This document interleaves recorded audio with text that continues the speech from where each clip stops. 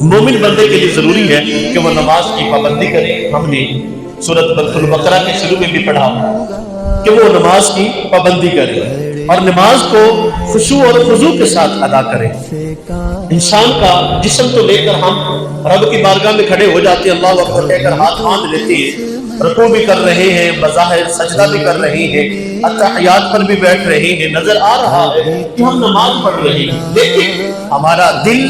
دنیا میں گم ہو رہا ہے۔ ہمارا دل میں دنیا داری کے باتیں، حساب و کتاب، لوگوں کے ساتھ بدلہ لینا، میں نے کیا کر دیا، میں کیا کروں گا، میں نے یہاں سے فارغ ہو کے کیا کرنا ہے۔ تو یہ مومن بندے کا یہ عمل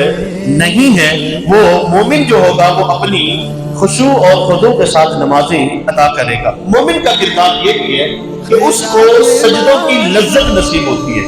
سجدوں کی لذت، اصل نماز کی روح ہے ہی یہ کہ یہ انسان یوں نہیں کہ جیسے آج کل مشینی دور ہے تو ہم مشینوں سے کام لیتے، بٹن دبایا کام جاری ہے، جب ہم نے بند کرنا ہوگا بٹن بند کریں گے وہ کام بند ہو جائے گا۔ کہیں آج ہماری نمازیں ایسی تو نہیں کہ ہم آئے وضو کر کے مصلی پر کھڑے ہو گئے، اللہ اکبر کہا، جلدی سے سورہ فاتحہ پڑھی، اخلاص پڑھ کے اللہ اکبر، رکوع میں پوری بڑی مشکل سے 3 تسبیحات پڑھی، کھڑے ہو گئے سجدے میں 3 تسبیحات پڑھی، اتحیات پہ بیٹھ گئے، ہم نے رکعتیں پوری کی اور اتحیات پڑھ کے سلام پھیر دیا۔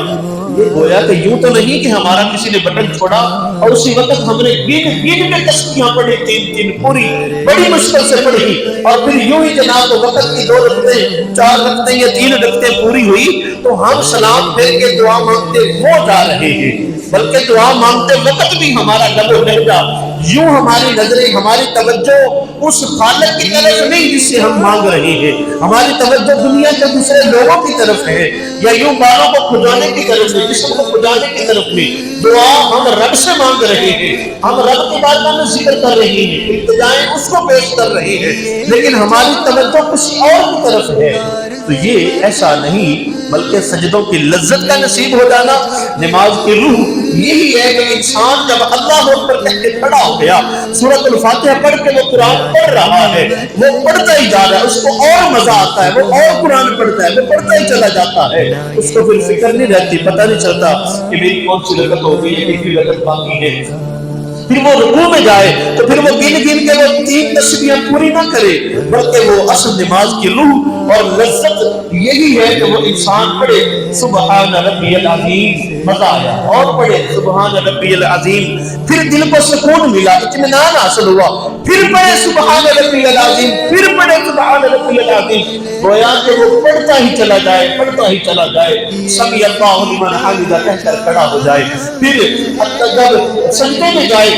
سبحان ربی الاعلی، سبحان ربی الاعلی، یہ کہے مزہ آ گیا، رب کی بارگاہ میں سر پہ جھکایا ہوا ہے، اپنی ہر چیز دنیا داری کو چھوڑ کر اپنا سارا کچھ لے کر رب کی بارگاہ میں حاضر ہے، سر جھکا کر کہتا ہے سبحان ربی الاعلی،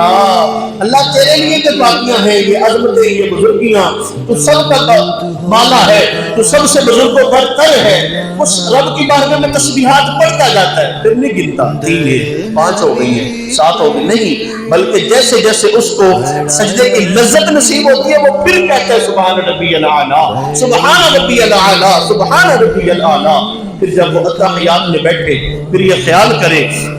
کہ میں اللہ اور اس کے رسول کی وہ ناز و نیاز کی باتیں کر رہا ہوں، کو سوچ کر سمجھ کر ادا کرے، پھر نبی کی بارگاہ میں درود پاک، محبوب کی آل پر درود پاک پڑھے، پھر کہے نا رب اجعلنی مقیم الصلاۃ ومن ذریتی ربنا وتقبل دعا، ربنا اغفر لی ولوالدی،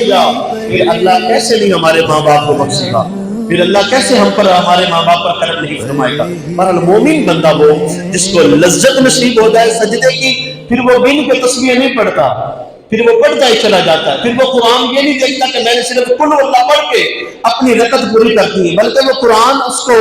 اور چاشنی دیتا ہے کہ وہ قرآن کو اور یاد کرتا ہے، وہ زیادہ سے زیادہ قرآن پاک کو پڑھتا چلا جاتا ہے۔ تو یہ مومن بندے کا کردار ہونا چاہیے کہ جناب نماز پابندی کے ساتھ اور نماز میں خشوع و خضوع کے ساتھ اور نماز کے رکوع، سجدے، قیام لذت کے ساتھ، محبت کے ساتھ وہ ادا کرے۔